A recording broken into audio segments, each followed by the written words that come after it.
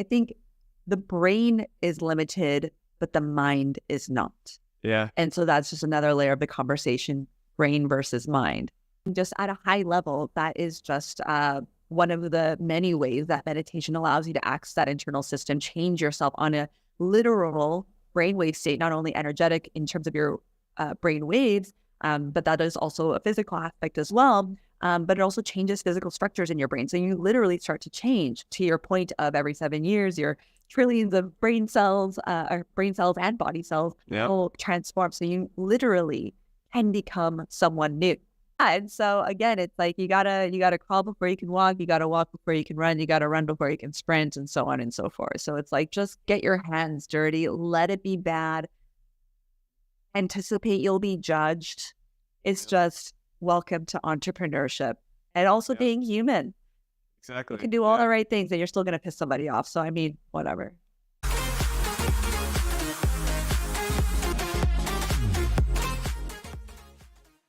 Hey, Inner Warriors, here with another coach. Today we are with Kinga from Zen High Performance Coaching. And Kinga, I'm going to ask you to introduce yourself. Sure. Hey, Inner Warriors. Thanks so much for having me, Tony. Excited to be here. So yes, I am a high performance coach, meditation and yoga teacher. I help spiritual entrepreneurs reinvent themselves using meditation and the power of their subconscious brain. Awesome. That nice, very nice explanation. It's perfect. You got to keep it punchy for the people. That's right. Awesome. All right, so we'll go to the first question. So what inspired your journey from yoga teacher to high performance coach, and how have your interests in science, spirituality, and energetics developed over time? Well, I've reinvented myself a few times. So even before my service-based business of teaching yoga, I was in the film industry pursuing acting for 12 years, from about 30 to 25 years old. Yeah, so it seems like a whole other lifetime at this point. But even though I switched careers at 25, it doesn't matter if you're 25, 35, 45, 55. It's scary all the same. It's uncertain all the same. Sure, you may have different obligations, whether it's family or, anything else that you may have going on at those different age ranges and times of life. But nevertheless, it takes so much courage, so much bravery to just make the jump. And that was my first introduction of having to break away from my identity. If I'm not Kinga who acts, who am I? I floundered around for about a year and a half trying to figure out what would light that same fire under my ass and give me that joie de vivre and that zest for life that acting and the film industry once did, but no longer did. And that's the interesting thing about living your dream. When you're actually doing the damn thing, sometimes the dream changes. So it's like, why'd you leave? Why'd you stop? And it's like, well, it wasn't because it was too hard. If it was because of that, I would have stopped long before the 12-year mark all the way through. But I guess I got what I needed out of it. And it's just, you have to listen to that feeling inside that maybe doesn't make all the sense up here. It's hard to articulate, but this gnawing feeling of just something isn't aligned anymore. And you have to heed the call. And so that's when I made the voyage into teaching yoga. I thought that I would be content with a more like chill studio teacher life, away from the hurry up and wait, spontaneity, hustle and bustle of the the entertainment industry. But it wasn't but 10 months after I got my yoga teacher training certification that I was already leading my first, not just like solo workshop, but a 4-week-long beginner yoga series. And I'm like, oh my God, heart palpitations, so stressed and nervous. Like, why can't I just start small? But then it was then, funnily enough, that I realized that I'm an entrepreneur. I didn't know that when I was an actor, but you are. We all are. Whether you're an artist, a painter, a musician, like, you are creating opportunities for yourself as best as you can. Even with yoga, like, I just wanted to see what else I could create. And that's what got me into high performance coaching, because I realized I just had this developed, maybe part of it was innate, but I know a lot of it was like environmental, of really wanting to make something of my life and wanting to nurture this sense of significance that I didn't feel like I had when I was younger in my family dynamics. And so that's what I think propelled me to shoot for the stars, essentially, and just, like, challenge myself, get things going, earn that discipline. And I noticed the older I got, the more that I achieved, that not everyone thinks this way. Not everyone operates this way. They don't know how, even if they want to. And so I've taken the conglomeration of my life experience so far, my knowledge, obviously we all stand on the shoulders of giants, so what I've learned from my own mentors near and far, and packaged it into my online course, the Zen High Performance Method. And that's my main avenue of helping my students do the damn thing today. Awesome. And I think part two of your question, I think a little bit of a two-parter, is the journey between or what's how it's developed, my journey to spirituality and high performance today. Believe it or not, I used to be an atheist. Oh, wow. Yeah, I know. I'm like, I don't believe in anything. Triggered by the word God, because strangely, I was in catechism, which is like church school, like Catholicism, for, I don't even know, maybe like a couple of years when I was younger. And it's not like my family's particularly religious. So like, we're Polish, Eastern European, we're technically Catholic, but it's like we would have, our Easter basket blessed for Easter, like a little, bit of food, and that was like it. And we would eat meat on Christmas. We'd only eat fish. Like, besides those like couple of things, which then like we would go to church every Sunday. And so all of a sudden, one day, my parents were like, "Oh, we have a surprise for you and your sister." And then it was like church school, and that was 2 days a week on top of public school. And oh wow, fucking hating it. Like, why am I here? I felt like I just remembered like memorizing the lines. Like, I just wanted it for those little bread things. That,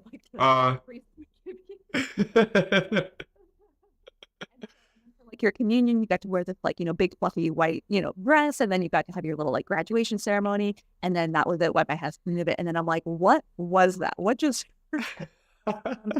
And so I think because of that, I had this rebellious chip on my shoulder. I'm like, because I was forced to do it, and it wasn't in alignment with just what I wanted to do, which I didn't know what else I wanted to do, but it sure as hell wasn't that. Yeah. And just like subscribing to this ideology, which I didn't really understand, and it was like forced upon me. And so after being atheist for a long time, fast forward to me being 24, my mom, I don't know how she knew about the book, The Secret, and it sounds so cliche to say, but I don't care because I love cliches. So I don't give a fuck. But it's such a typical spiritual gateway book. And when she gave it to me, I remember, which is like the strangest thing, because I don't even know how I heard about it, read about it, found out about it. But I had this feeling that I wanted to read this book. It's like I already knew about it, but I didn't know how I knew about it. So when my mom gifted it to me as this housewarming thing, when I moved out to a new place, I was like, how did you know? How do I know? Right. And so when I started to read the book, I was like, oh my God, there are other people out there that think like me. I always thought that I just had this unnatural sense of mysticism, awe for life. I believed that anything could happen with just like belief, determination, and also just this surrender, like letting the universal forces, not even in a spiritual way at the time, but just letting the world do its thing. And there's no way that you can't succeed if you just stick with it. And then everything that was actually written and articulated was so validating for how I felt inside that I didn't have the language to offer. And that's basically the catalyst that gave me my spiritual evolution at the time. And I guess the rest is history. Then I just deep down the rabbit hole into like quantum physics, neuroscience. Yep. And it sounds like you right too, Tony. Yeah, very similar, very similar. Just to give a little background on myself, there was a period of time where I also was like, so I grew up Catholic, and then so my parents would be a lot of pushing of like, okay, go to church and all this stuff, and I always felt forced, right? So when I was really young, I went to Catholic school, so they had a uniform. I hated having to put this uniform all the time. I feel like everything's very restricted, and I was like, I don't like this. Then as I went through like my middle school years, it was a similar experience where I was like I was really good with science. So I was like, maybe there isn't a God. Maybe it's just like all just science, and like that's all it is. And for a while I went with that, and then there was just something that still didn't seem to click, because it was like it doesn't feel like it's just all science, though. I feel like there's more to it than what we know. And then similar path, there was the book The Secret that talked about like the mind and how the mind affects the world and all that kind of stuff, and like perception. And that was kind of my catalyst too, to kind of be like, oh, there's like other things going on here. And then I would look into the science and I'm like, wait, there is science that supports other things than what, it's not just materialism. Like there's more to it. And there's the consciousness and the whole idea of consciousness. And so very, very similar kind of path there. Yeah, definitely some intersection, which is so wild, so interesting. Yeah, it's like, to your point, science is changing and it's incomplete. Things that were concrete science 50 years ago have been disproven or changed or built upon more robustly, more thoroughly, or just different altogether. Like the sun doesn't revolve around Earth. It's the Earth that revolves around the sun. One large example. Even when like trains were first being built, they thought that human beings and bodies would explode beyond 30 miles an hour. And look at us now, like, in taking off in rockets, hundreds of miles an hour and whatever. So it's like, what we believe to be true is so limited.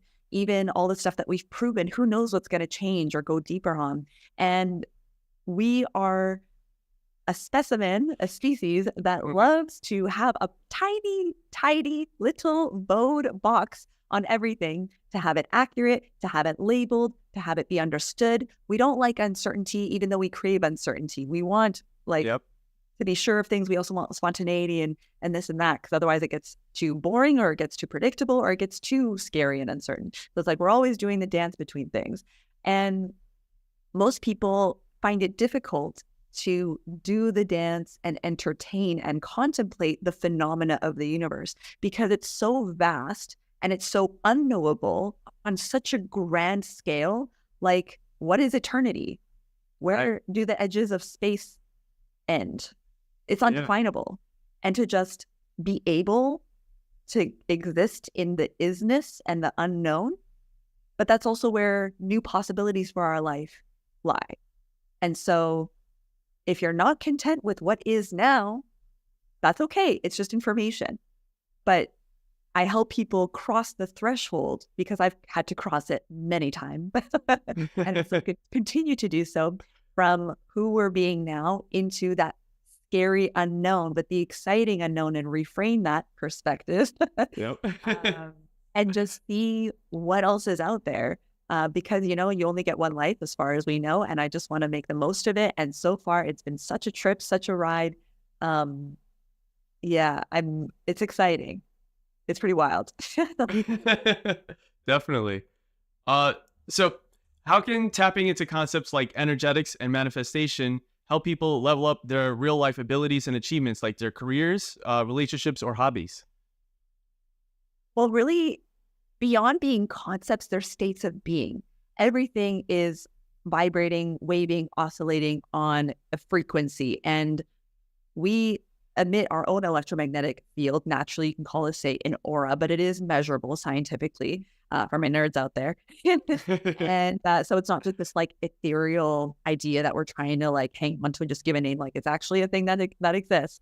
And everything that we want as well, material, whether it's literally like a thing, an item, whether it's an opportunity, everything, every experience also has its own wave of vibration. And if you are not on that same wavelength of frequency, it is a mismatch. It's not resonant. This is called the law of resonant vibration in quantum physics. And so there are experiences that you can actually see this in action with, say, tuning forks. You vibrate one tuning fork, the other one is stationary and not vibrating, but you bring one tuning fork, as long as they're tuned to the same frequency beside the other tuning fork starts to vibrate without it being struck. And that's just one example of several that I could go into, but for brevity's sake, I'll keep it moving. So it's our responsibility to take radical accountability. If we don't like what we are experiencing in our three-dimensional environment, our reality, that's okay. It is up to us to become that person first. It's not have to be like, oh, once I have this thing, I can finally start doing this action and then be the type of person that I want to be who has those things. But it's really the inverse. Be that person now in whatever tiny minutia way that you can, and start to do those things again with whatever resources or a lack thereof of resourcefulness rather than resources. And then eventually you'll have the things that that type of person would have or experience, and so on. So really, those are states of being that we can actively participate in becoming. And that's going to absolutely change the way that we approach our hobbies, our professional life, our relationships, and so on. Yeah. And I think it's you said the word before, it's like the identity shift, right? It's like you have to become the person that has the things you want in order to get the things you want. But even in so doing, you become somebody that, well, so let's take it back a little bit.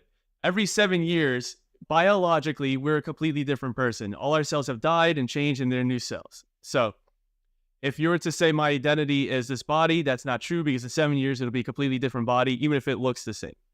So that's one thing. Then there's the idea of like, I am my thoughts and feelings. Well, those change all the time too. So you can't say that either, right? Like, so what it really comes down to is I am. I am.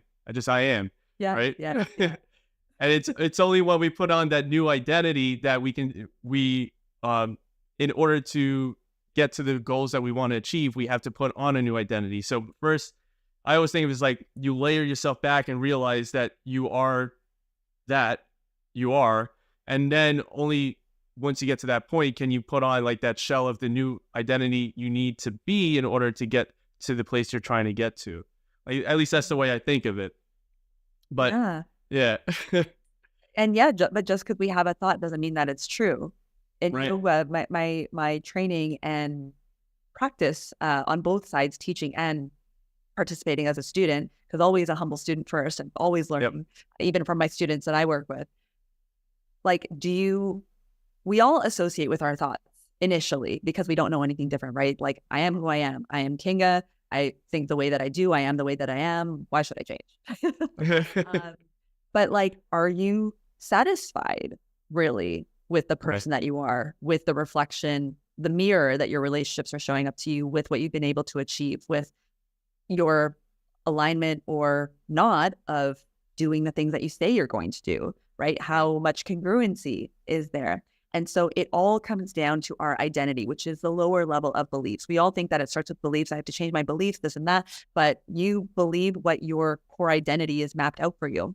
And so even the journey of changing our identity has to go beyond just simply a conscious thought, which is an intellectual process of the mind. It's like the brain and the body thinks in language. The brain thinks in language, but the body thinks in feelings, or communicates rather in feelings. So thoughts, language, feelings, language. And so how do we get the brain and the body on board in coherence with one another to actually merge our conscious wills and desires with our identity, our subconscious operating system? And so that's where meditation and the practice of energetics and high performance habits really intersect, which is where I geek out on. Awesome.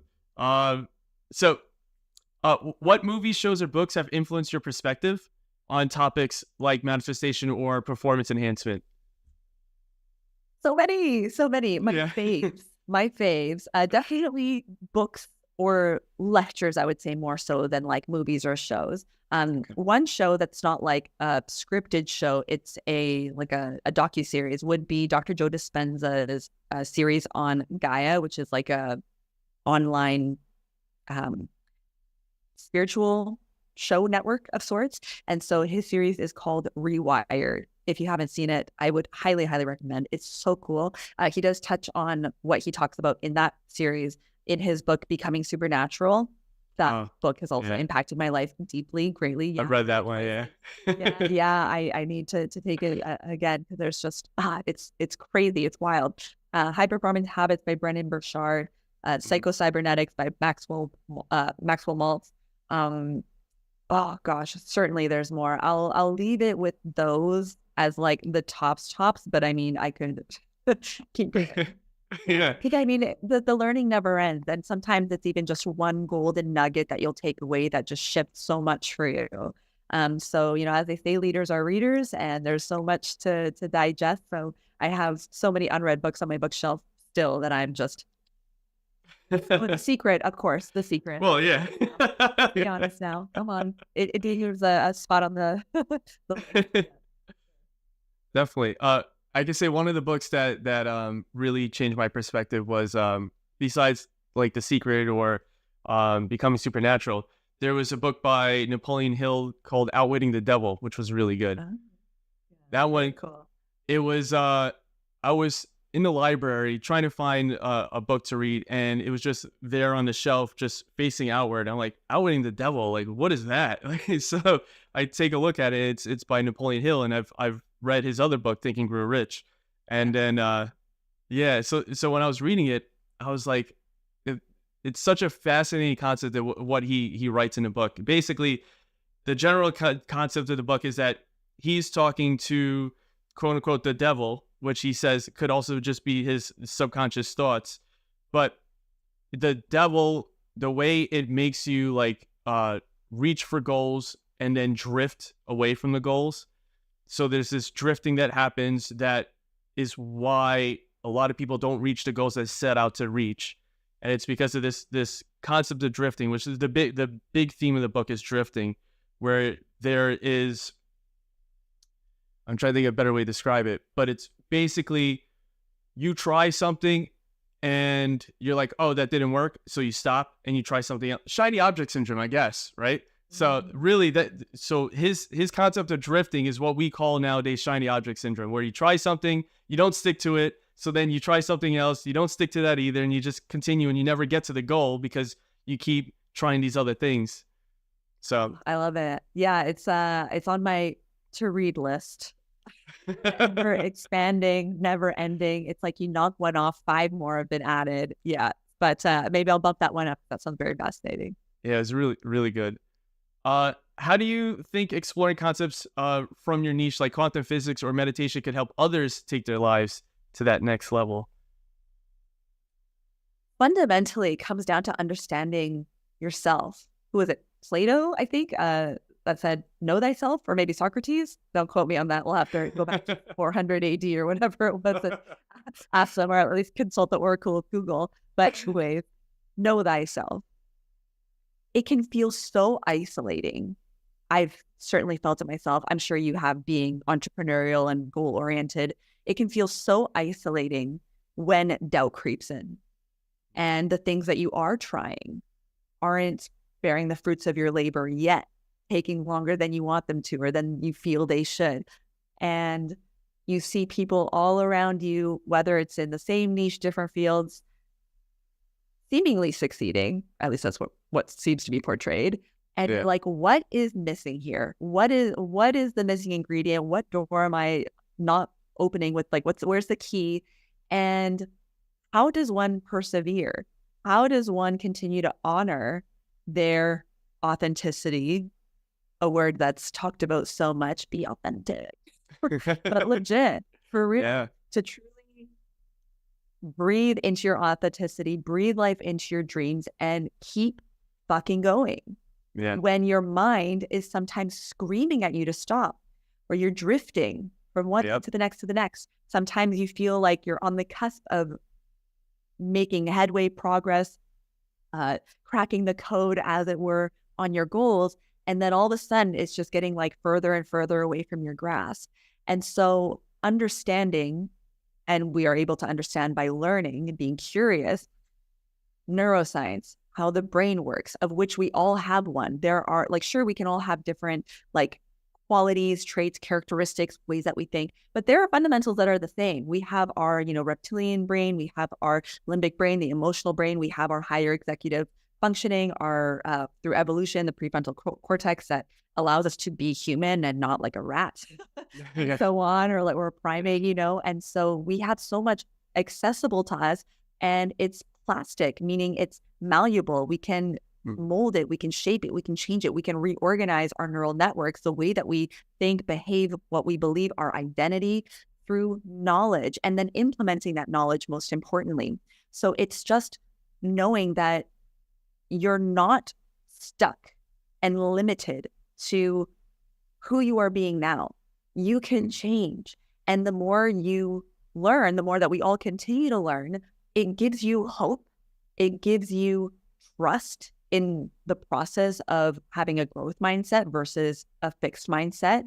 And also understanding a little bit more about quantum physics. It's like there is so much more than just the material Newtonian three-dimensional world where we experience everything with our limited five senses of touch, taste, sight, smell, and sound. Yeah. Even around us as we sit here, there are radio waves that we can't see. There are light waves that we cannot see that are not perceptible to the naked eye. Sound frequencies that we cannot hear and pick up, with our limited auditory abilities. So I don't think it's so far-fetched that people call woo. Like, what's woo, dog? Like, come on. And people say that, but also at the same time, I'm not in the business of convincing anybody of anything they don't want to believe or that they think is, BS. And it's, I was there one time where I was an atheist straight up. And so if you had encountered me at that time of life, I would have been like, exactly. Yeah. And I'm like, okay, well, but if you think I'm a quack, I'm not the teacher for you. And that's absolutely fine. Maybe you'll come back around in, 4 years time and then we'll see what's up. But if there's a curiosity, an inkling that there must be something more, something greater than this. Like, this is a question that has plagued me before. Like, is this all there is?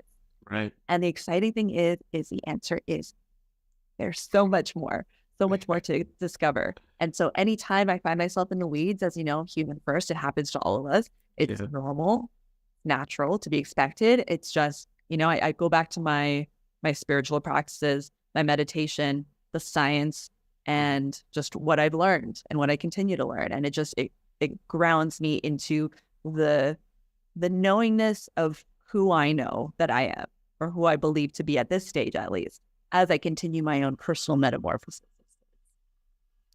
That's awesome. Yeah. That's deep. Yeah. Yeah. Deep. It's a good question. Yeah. Well, I try. So what specific mindset shifts or rituals have helped elevate your own personal or professional performance the most? Tony, hear me on this. Okay. Meditation has changed my life. And even me saying this, when I look back 6 years ago and beyond, I can't believe that I meditate. Like, I can believe it now, obviously, because it's been 6 years. Yeah. But to know that this is like who I've become and just a practice that I've implemented so devotedly and just how it's impacted me, holy hell. Like, and when people are saying that I'm too A-type, I'm too neurotic, I'm too much of a hustler, go-getter, I'm too busy, I don't have time, my mind is all, it's like, well, that's part of it, honey.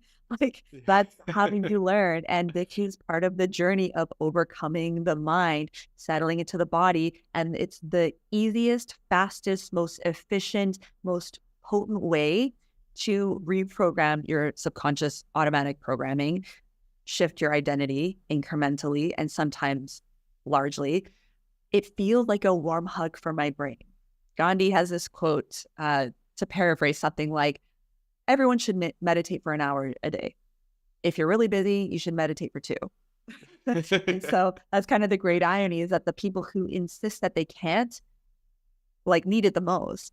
Yeah. And what brought me to meditation is hitting rock bottom, losing a relationship, even though it was the best decision for me at the time. I, had to walk away. In that, I lost the romantic partner. I lost my house that we lived in. I had to leave one of my studios because I had to move a few cities over to live with my mom for a whole year while I just figured my life out. A few weeks before my 29th birthday, I was mortified. I was embarrassed. I felt like a shell of myself. Like, I had a few breakups before. This one rocked me. I felt like I was dying for 2 months. I felt helpless. I felt hopeless. And I'm like, how did I get here? On top of that, the thing that I'd never experienced before was also losing all of my ambition, drive, motivation, and fire toward my goals. I'm like, no matter what I'd encountered in the past in terms of hardship, my guiding thread was always that I can strive towards something, create something professionally, creatively, opportunistically. Like, just my ambition was able to be that alchemizing force. And this time I had lost that too. And I was just like in a fog, in a daze. And so 2 months later, I'm like, just finally my intuition pings me, meditate, manifest, because I couldn't bring myself to do anything else but that. And so oddly, the one thing I was able to do literally the next day is start waking up at 5 a.m. where I would be sleeping in just in my my heartbreak and my pain, my sorrow and despair, the valley of despair, the dark night of the soul. I would sleep until like 11 just because I couldn't, my body was just like, trying to repair itself energetically, emotionally, spiritually, all things. But my discipline, boom, just wake up at 5 a.m. I could do that. So I would sit downstairs at my mom's place while I was staying there on her ottoman, just put my sweatpants, put my hoodie on, just get warm and cozy in front of her little electric fireplace that she had mounted on a wall. I'd put in, my manifestation, meditation, and a variety of like heal your heartbreak, find that passion again, just anything that I wanted to meditate on and bring into my life, also visualizing what my future would look like, how I was going to rebuild my life myself. I would just sit there and listen and zone out, but trust that it was like being integrated. And so I went a month of 5 a.m. wake up straight. Some days I was so goddamn tired, I would literally hold my head in my hands and be like, what the fuck? Like, is this even working? Oh, man. But then I stuck with it. And then I did 2 weeks of 4 a.m. club. Oh, wow. It's just this intuitive download. Like, I heard it, like not from the outside, but like from the inside. I heard it, which is the best way that I can explain. Like, meditate. And through that meditation, the manifestation practice, the visualization, the being. And within months, like, so much started to unfold. Like, I ended up moving back to like this stunning place in Vancouver, the city that I wanted to be in. I ended up like quadrupling my sessions with my private client at the time. Just so many other things that I literally journaled about years prior, even prior to all of this stuff unfolding and crumbling and the destruction, essentially. But stuff that I literally like wrote out that I wanted to create one day came because of all of this chaos in my life. And as Dr. Joe Dispenza says, from disorder comes new order. It's kind of like the Big Bang theory. As imperfect as life on earth is, in all its perfection, look at everything that we have. This self-sustaining ecosystem. Yet, it had to come from somewhere. It's like explosion of sorts. But yet it was able to self-organize it as what we call planet Earth.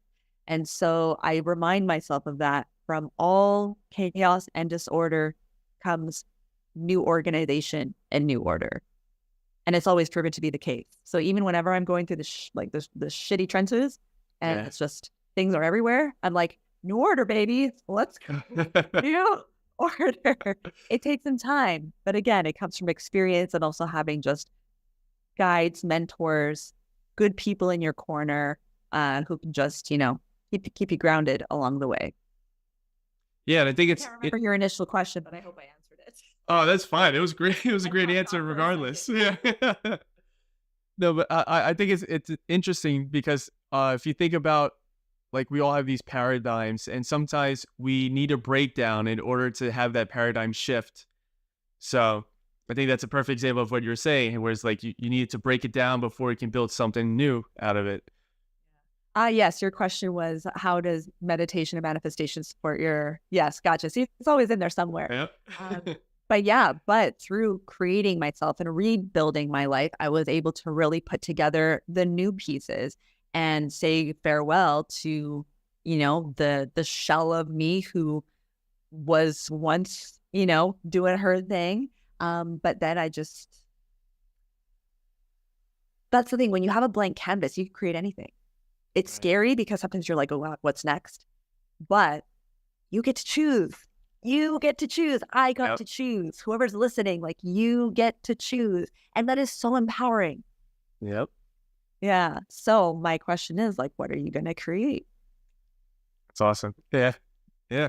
That, so before moving on to the next question, just made me think of something. So, there's a lot of research by Dr. Bernardo Kastrup and some of his peers where they talk about consciousness. That's their big things, looking at consciousness and the science behind it. And one of the things that they had brought up was that if you look at dissociative identity disorder, and you look at the brain and the way it works in that sense, when you have dissociative identity disorder, you have different alters, right? So different personalities that you build out. And to an extent, everybody has a little bit of that because we have different characters we play in different fields of life, right? So we're different with our friends than we are with our coworkers and things like that. So one of the things that they talk about in their science is that if you look at the universe as one consciousness, we are all the dissociated identities of that universal consciousness. Oh, fascinating. Yeah. And so it's like all of us are playing characters in this mind that has split itself into other people to experience itself. So it's almost like, when you have a dream, you have all these characters in your dream, but they're all you. Mm-hmm. So in that same sense, it's almost like the universal mind. We're in this dream of the universal mind. We're all these characters of universal mind. And then that's why there's these weird things where like you have like the CIA experiments with remote viewing and things like that, right? Like it's it's a gateway experience, yeah, everything like that. Yeah. So it's like we're all connected because technically we're all the same person, just with different identities. So you just brought that to mind when you were talking about that. It goes into the same thing with identity, right? We were talking about that before too, where it's, how do you describe your identity? Because anything you use to describe it, you can strip away because everything changes. You change, your thoughts change, everything changes. You just are. And then we build identities around our I amness that we are. And so it's interesting to think of that. If we're all this universal consciousness and then we're like you and me are the same person, everyone watching is the same person. We're just taking on these different identities. And then it makes you think even more of like, you really should treat other people better because they are you. So yeah, it's like a super, super interesting concept. Yeah. And the deeper you go down the rabbit hole, it's one of those things that like the more questions you ask, it only begets more questions and answers. And sometimes you're like, oh gosh, I have to just like reel myself back in for a second because again, like cannot compute. Yeah. Like, I think the brain is limited, but the mind is not. Yeah. And so that's just another layer of the conversation, brain versus mind. Yeah. And so the way that we think, the paradigm through which we view the world, our belief system, of course, it's mind, what we believe we can create, what we feel we can create, like the Wright brothers who believed in the airplane when everyone thought they were off their rocker, as one example. And look at now, we're flying through tubes in the sky. Now we're mad that they don't have Wi-Fi sometimes. Yep. Perspective. Yep. But then there's what we can do with the brain too is getting our physical inner workings on board with what the mind wants to create, because we can think of like, oh, I want to be this person. But if we don't genuinely believe it, own it, and identify with it on the level of our being, of our nervous system, then that's when self-sabotage starts to occur, all this stuff. And again, back to meditation, like part of the reason that it works is because the subconscious mind speaks in imagery, metaphors, stories, visual cues. So versus just affirming with words, it's like when you close your eyes and you go within and you create these pictures in your mind, on the movie screen of your mind, your body is listening and taking note by repetition to repetition to repetition with emotional intensity. When you do it with authority, with intensity, and your brain waves start to shift. So we have a brainwave. So you and I were operating in about beta, like we're both externally focused, we're really engaged. It's like a work thing. And so we're at it, and just having this very like energized, interesting conversation. When we are in our alpha brainwave state, we're more introspective and more inward focused. So perhaps we're by ourselves, or maybe just with like an intimate friend, having like a low key chill convo. Maybe we're journaling, reading, painting, enjoying a coffee, just something like super mellow, but we're still in an active brainwave, creative brainwave state.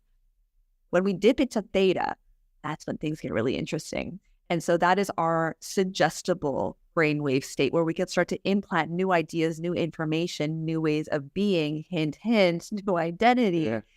And we're able to bypass that threshold between alpha and theta, where it's very critical, analytical, judgmental. So when we're like, oh, this is the person I want to be, it's that threshold that calls bullshit, because we're like, that's not really who you are. And then you get dragged back to being that old self. But the more you're able to dip into theta and then stay there, hence just being in that meditative state, it's like a self-induced hypnosis of sorts.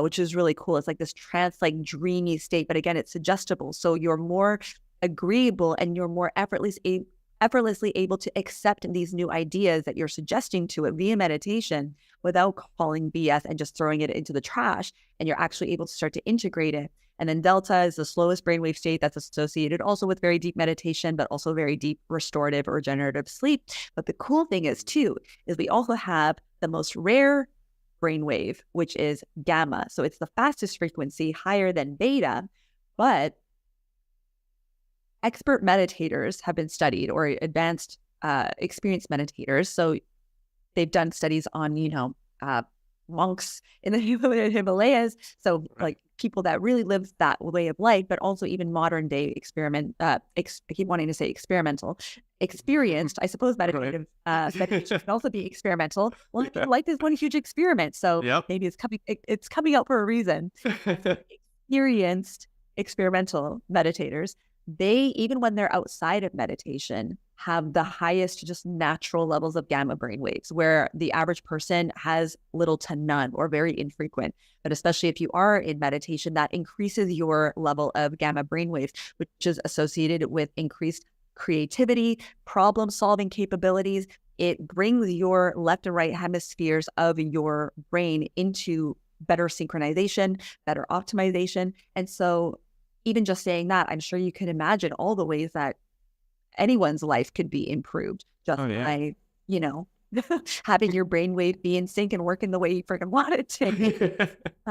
So, I mean, just at a high level, that is just one of the many ways that meditation allows you to access that internal system, change yourself on a literal brainwave state, not only energetic in terms of your brain waves, but that is also a physical aspect as well. But it also changes physical structures in your brain. So you literally start to change, to your point of every 7 years, your trillions of brain cells and body cells will transform. So you literally can become someone new. Yeah, that's fascinating. It's so fascinating. It's very interesting. Yeah. It is. So what are some real world examples of how like top athletes, entrepreneurs, or other achievers, how they may have used principles like this to succeed in their fields? Gosh, I mean, Kobe Bryant, Mamba. Yep. He's shared interviews of how meditation has changed his life. Coaches that actually bring the teams together and have moments of meditation. And again, like, you don't have to start off like I did, waking up at 5 a.m., 4 a.m. and meditating like literally out of the gate for 45 minutes, 1 hour. Just because, again, that's where I was in that time of life. I'm like, nothing can be worse than what I'm going through right now. So I'm just like into the deep end. But that's part of my journey to share with, others, that you can start small. 1 minute is better than 0 minutes. And so it can bring a team together. It's a moment of presence. It, again, allows you to center yourself when you're feeling anxiety, when you're feeling overwhelmed, when you're feeling pressure, when you're feeling the weight of the world on your shoulders, where you feel like you can't get a fucking moment of peace. For all these things, like, who's going to give you a break if you don't give it to yourself, if we don't give it to ourselves? I always say time comes to those who create it. We all have 24 hours in a day. Some people are moving mountains, even with 8 kids in tow. And so this is not to discredit or invalidate people who are going through it and it's difficult and it's challenging. It's so valid. And I get it. And you're right. It's hard. It can be hard. And you have a dream, you have a goal, you want to make change in your life. What are you going to do? And it's not about taking these big strides. It's about the smallest decisions. They may seem insignificant, that they don't do anything, but it's the compounding action over time. And I'm getting just chills talking about it. It's so true. I've witnessed it, experienced it firsthand. I know that slow slog sometimes. I know it so well. It hurts. But once you see it coming to form and see it materializing, coming to fruition, and you see yourself getting closer to your dream, there's nothing like it. There's nothing like it. And that's the thing, like listening to interviews and conversations like this, reading books, listening to interviews and docuseries and things like that of people who've gone through it. It helps you know that you're not alone. Oprah Winfrey, she is a powerhouse manifester. My God. Jim Carrey, he has a story that he's talked about where he's written himself a check for $10 million far before he ever made it as an actor. He gave himself a timeline. I can't remember how long it was, 1 year, 5 years, something like that. And it was like, I think 2 weeks before the expiry date that he wrote on his check, he landed the mask. How much did he get paid for that, Tony? $10 million. $10 million. $10 million. And so, I mean, tell me it doesn't fucking work. Yeah. Like, honestly, I mean, both Tony Robbins, arguably the greatest life coach, at least one of them certainly, was having an interview conversation with Ray Dalio, author of what is it, the Changing World Order, Principles, billionaire investor, founder of Bridgewater, like powerhouse investing firm. Both of them have said that they wouldn't be where they are if they didn't have a meditation practice in their lives. Ray Dalio was saying that it gives you a certain equanimity, just this level-headedness, a state of peacefulness, that contentment, just a steadfastness that regardless of what life throws at you, it just keeps you centered, it keeps you focused, it keeps you rooted. And that's the thing. So many people don't know who they are. Yeah. Even in their 30s, 40s, 50s. And again, that's not a bad thing. There's nothing good, there's nothing bad. It's just the isness of it. Yep. But it's like, it's our responsibility to guide us back home toward ourselves. And so, I mean, that's just a handful of people who use meditation manifestation. And I mean, obviously, clearly, they've created some outstanding, tremendous things in their life, in their chosen fields and mediums. Yeah, definitely.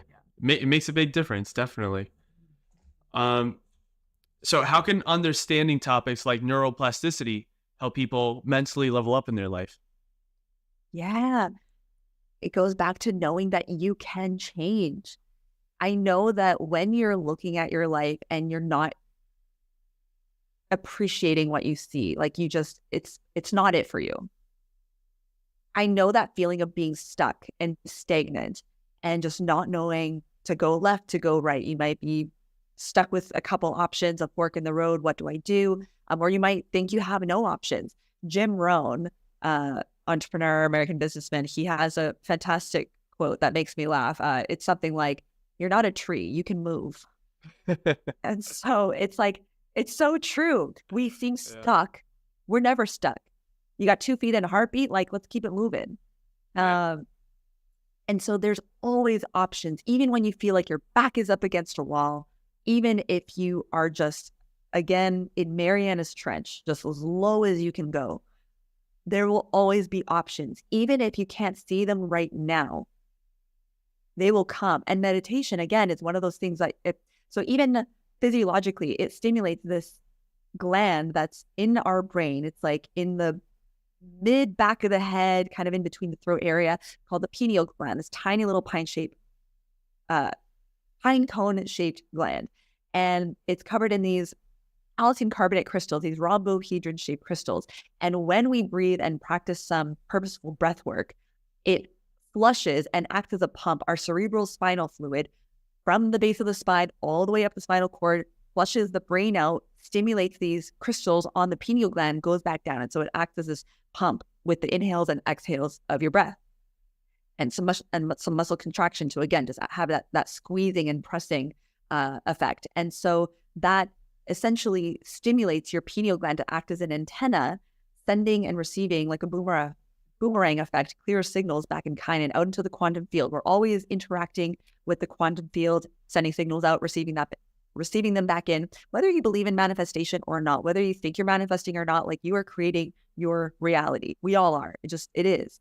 And knowing that you're able to essentially act as this, like, activate this radio antenna receiver, that also allows us to, it's associated with the third eye chakra, the visual center of our brain. And so that's why also when we close our eyes in meditation, we're practicing a little bit of breath work just to enhance and intensify the experience. That's when we can start to see abstract images, colors, and eventually clear imageries. And again, get those intuitive insights, those download pangs, just these aha moments, which is associated with the gamma brainwave. It's known as the eureka brainwave, the aha brainwave. So if you feel like you're stuck, stagnant, don't know what to do, don't know where to go, another way meditation and manifestation can help you.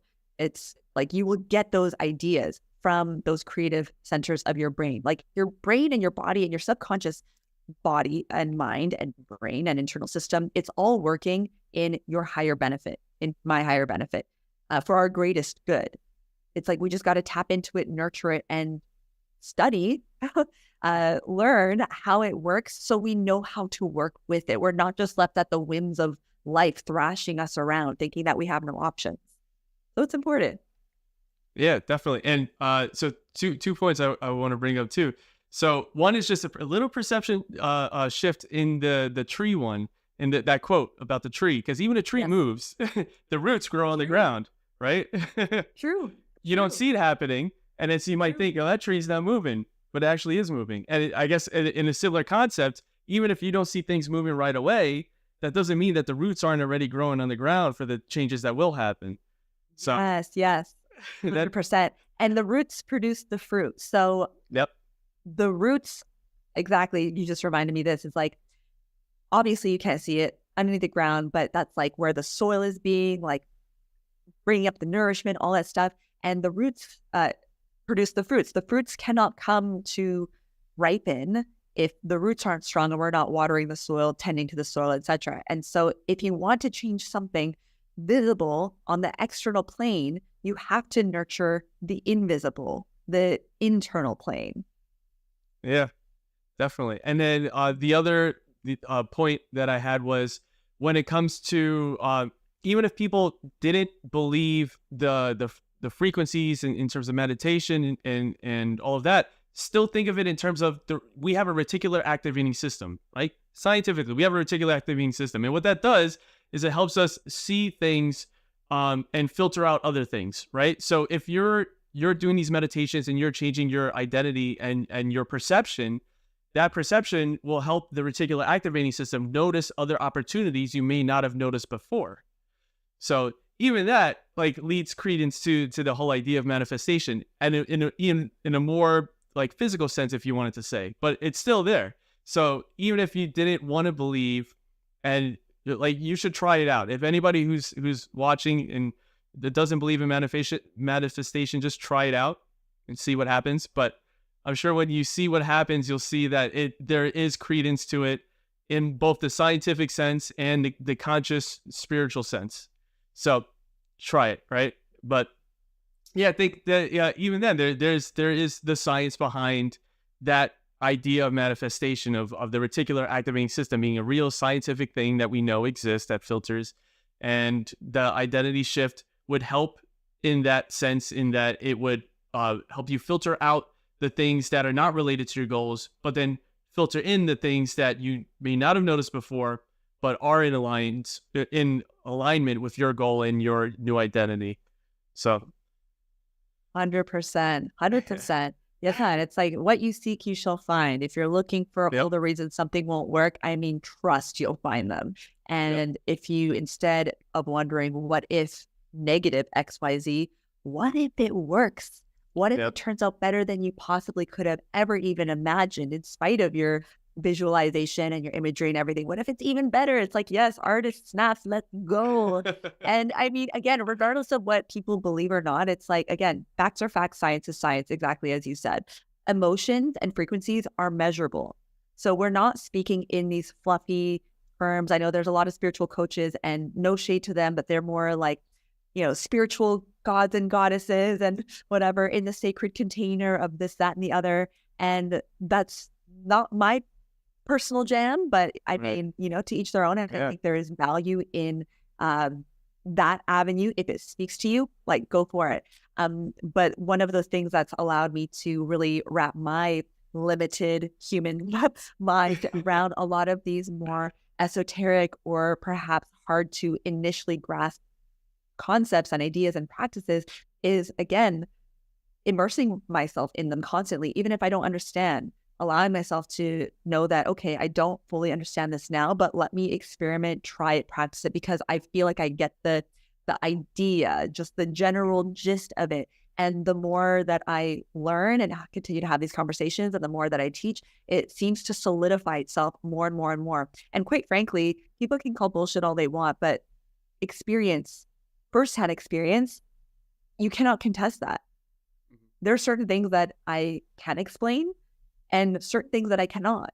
And even the most brilliant scientists and researchers still cannot. Yet there are areas that can be measured. You can measure a group of meditators and their electromagnetic field and how they're able to impact other bodies in the room through their intention. These are studies that are continuing to be done, and we're learning more and more every day. We know more about the effects of meditation in the last 5 years than we have in the last 50 combined. And it's really exciting. And again, it's always obviously up to each of us what we choose to believe or what we choose to believe. But I mean, do we want to believe in limitation, or do we want to believe in possibility?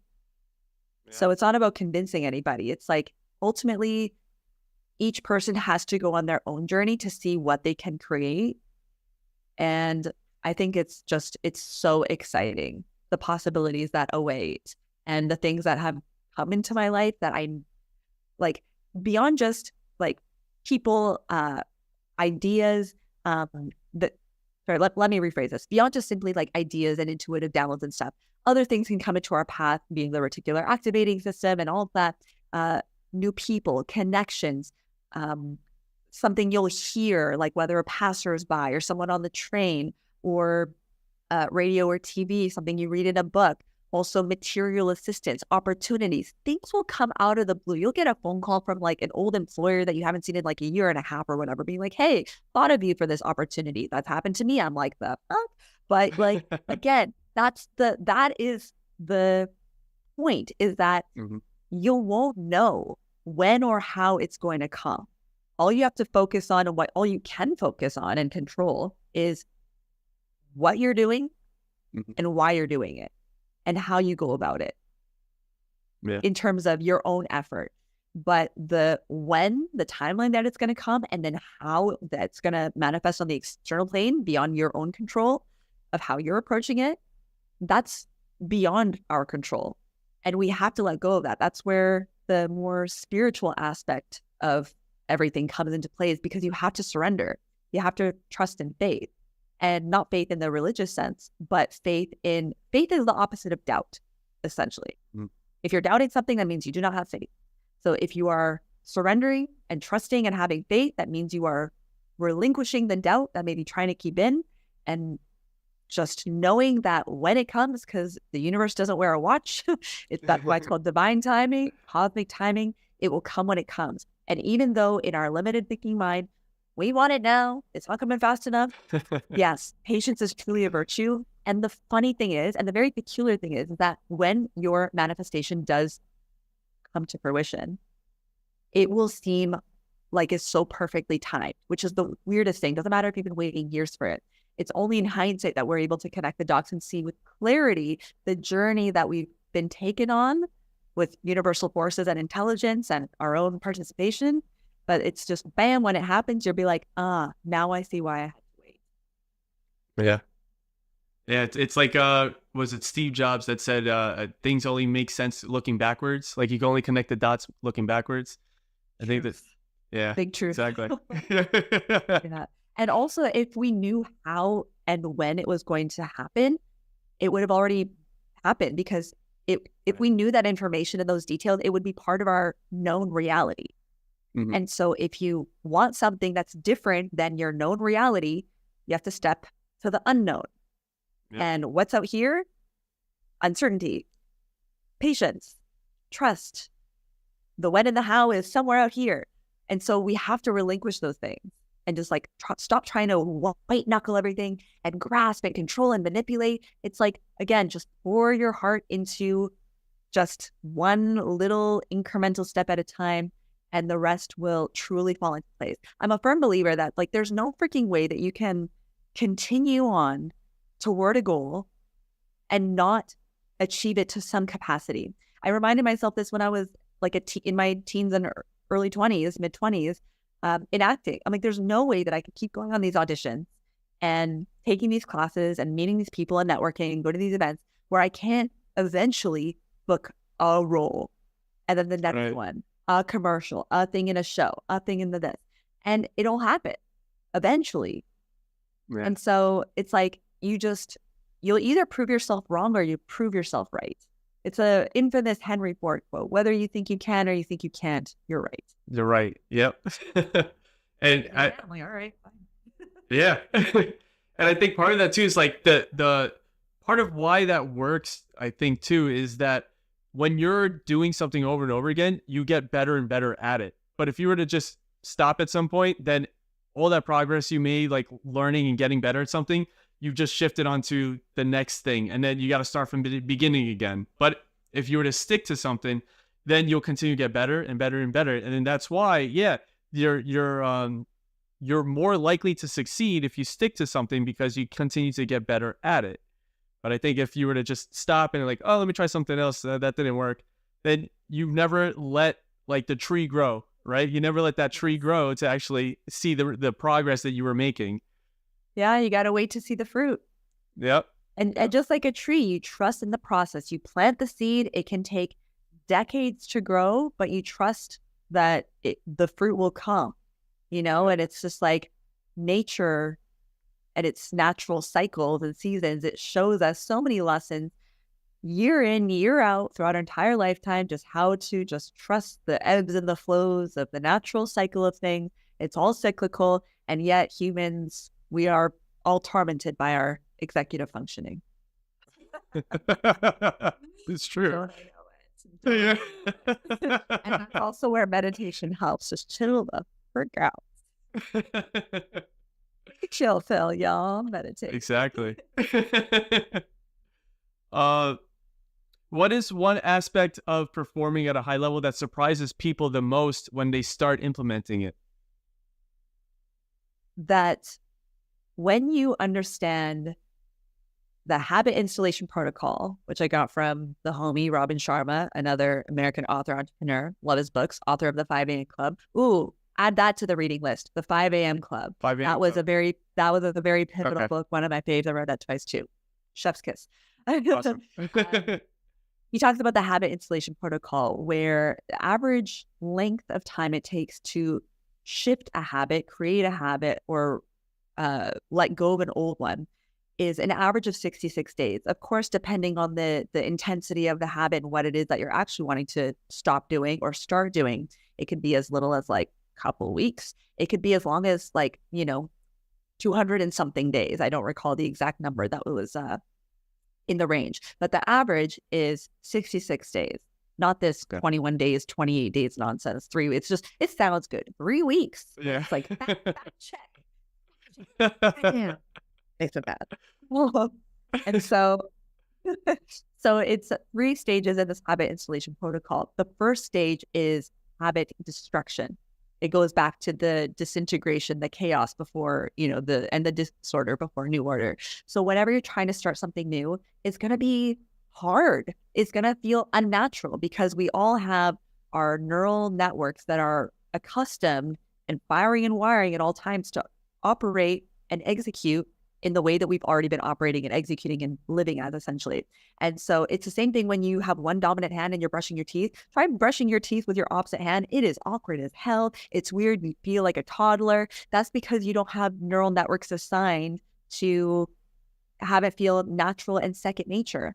And so another quote, I don't know where I was going with that, from Robin Sharma, another quote that he has from the book that will help illustrate this habit installation protocol is, all change is hard at first, messy in the middle, and gorgeous at the end. So stage 1 of habit destruction is hard at first. Then you get to stage 2 from habit destruction is habit installation, where it's messy in the middle. You're starting to get the hang of it. You're starting to get familiar with it.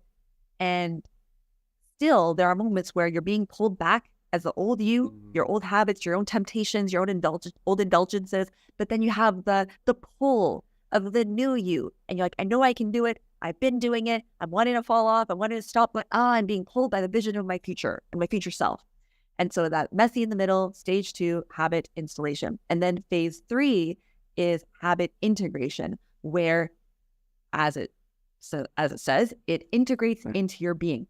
It means it's easier to do it than to not do it. So to your point of what might surprise people is that around the average 66-day mark, you reach what's called the automaticity point, automaticity point, where if you are implementing your new desired habit or behavior at least 85% of the time, that means that habit has been integrated.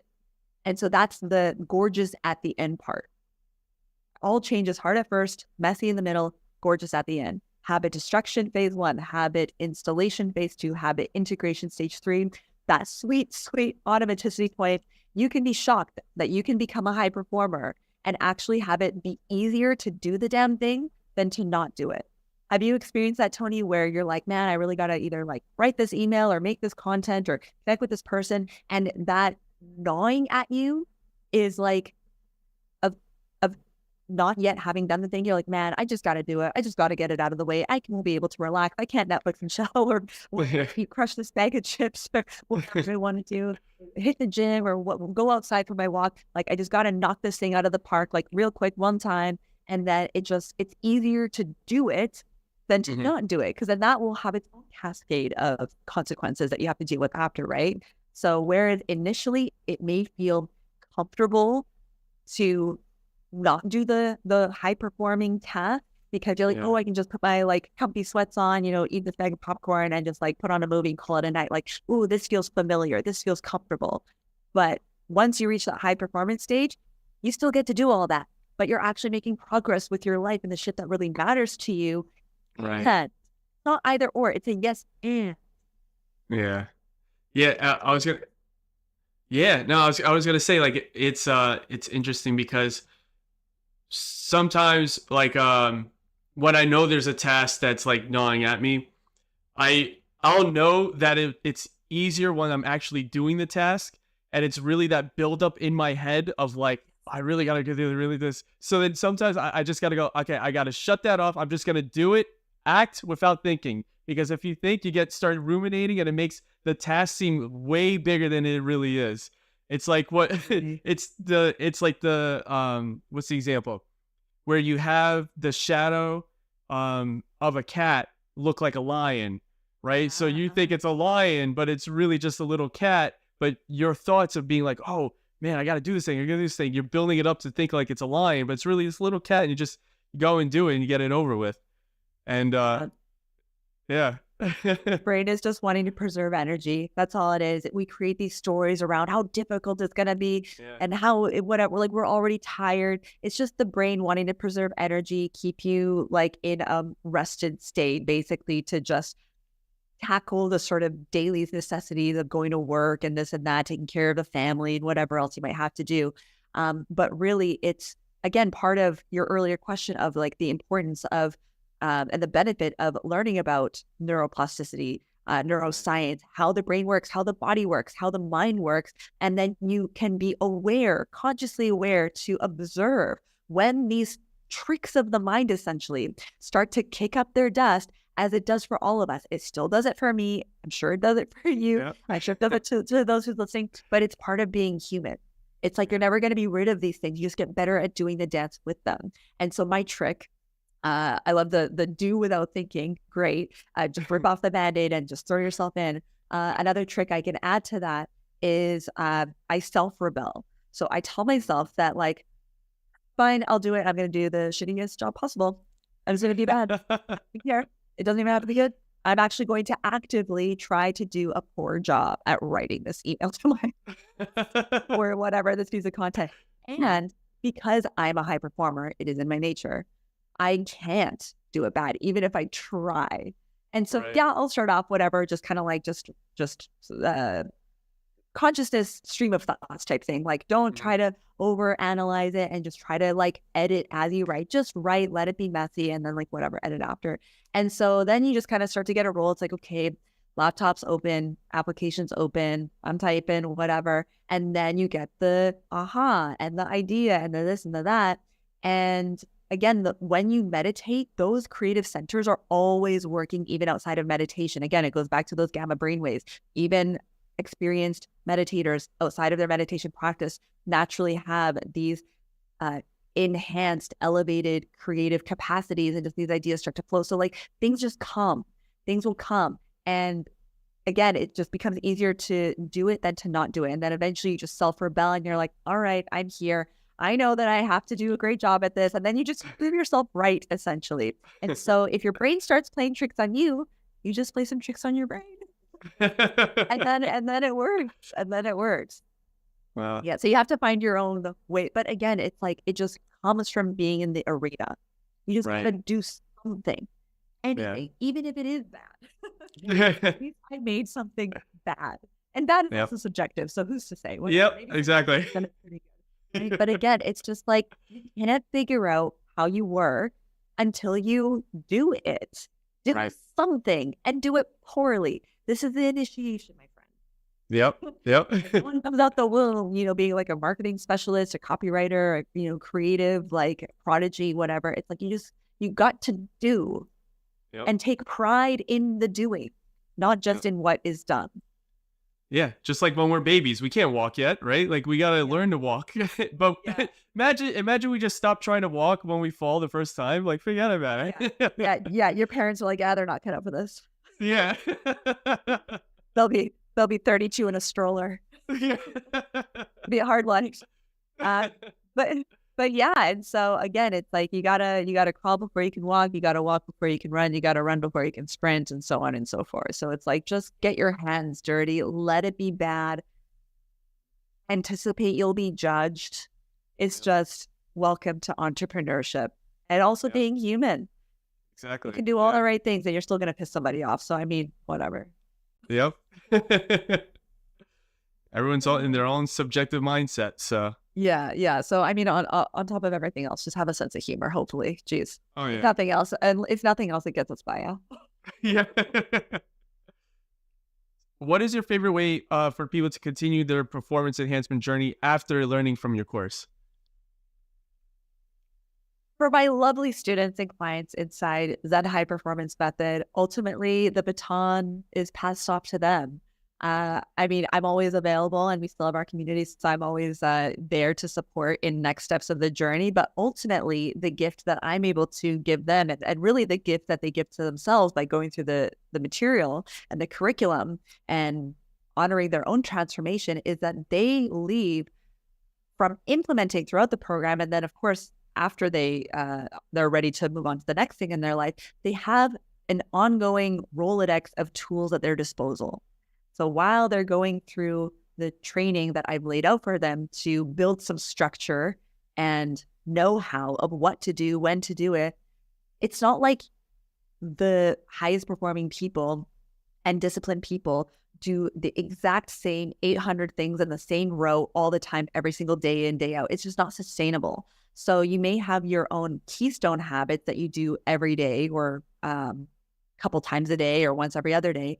Or your go-tos, but ultimately they leave having a whole menu of things that they can select from depending on how they're feeling, what they need to get accomplished. and they can select from that the tool that will best be able to support them in achieving and accomplishing whatever it is that they're working toward, while also having that steadfast contentment and peace now, gratitude for what is now. Even if nothing were to change, just allowing that wholeness of self to be enough to genuinely feel joy and happiness, true peace now, even as they continue to strive for more. So that's the biggest gift that I can give to them, and the biggest gift they can give to themselves is to just continue to do the damn thing. Awesome. What is currently inspiring you, and what is your current main quest in life? Oh boy, deep. Yeah. Currently inspiring me, honestly, is conversations like this. Like, I'm so happy that we've been able to connect, Tony. And I always say there's no small accidents or coincidences or synchronicities. I feel, the universe has organized our paths to cross in its own unique way. And this has been super cool. And my main goal or mission or purpose of significance at this stage is to continue to honor my own self-actualization through using the wisdom that I've gained up until this stage of my life now, and as I'm continuing to learn, and just helping to share with others. Sometimes, maybe life would be easier and simpler if I wasn't in, just this natural leadership role. I feel it within myself, and I feel it's something that I have to express while also being a student with my own mentors and leaders in my life. But I just, it's one of those things that's hard to articulate as best as I can, but it's just that feeling inside that I feel is just part of my existence here on this planet as this tiny little speck of, cells in the universe at this stage, to just help people a little bit, at least along their journey. Because I know a lot of people are struggling out there, and it can be challenging, but it doesn't have to be. So that's what drives me. It's awesome. So this a great conversation. Loved every bit of it. Where can people find you? People can find me on most social the main ones, I guess, at Kinga Gorski. It is my name. Instagram, Facebook. I'll be relaunching my YouTube channel shortly, soon, in the coming month or two. I'll get on it, but that's the next thing. This is social accountability, right? Mark my. You can also go to kingagorski.com. You can learn more about Zen High Performance there. Check out my website. But yeah, you feel free to connect on social, email me. It's on the website and all that good stuff. So yeah, at Kinga Gorski, kingagorski.com, and Tony's YouTube channel. Yeah.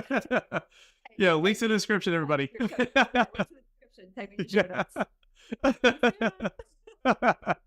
Any last words for everybody? So much fun.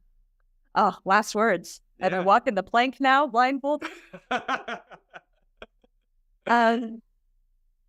Just go for it. Just believe and honor that feeling inside. It's there for a reason. It chose you for a reason. It's yearning to be expressed. It's up to you. Awesome. And then just based on that, thank you, Kinga, for coming on and teaching everybody here. This is fantastic. And everybody, links are in the description, so check her out. It's a lot of good stuff. Thank you so much.